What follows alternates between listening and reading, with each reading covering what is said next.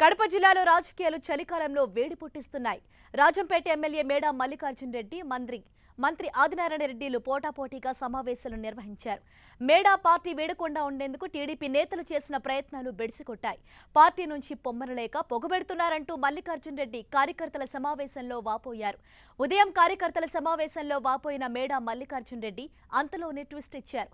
తాను ఏ పార్టీలోకి వెళ్లేది లేదన్న ఆయన జిల్లాలో టీడీపీ నుంచి గెలిచిన ఏకైక ఎమ్మెల్యే తానేనన్నారు. దొంగదారిలో పార్టీ మారి మంత్రి పదవులు పొందిన వారు తనను విమర్శిస్తే ఎలా అంటూ ఆదినారాయణ రెడ్డిని ఉద్దేశించి విమర్శించారు. ముఖ్యమంత్రి చంద్రబాబును కలిసిన ఆ తర్వాత భవిష్యత్ కార్యాచరణను వెల్లడిస్తానని మేడా స్పష్టం చేశారు.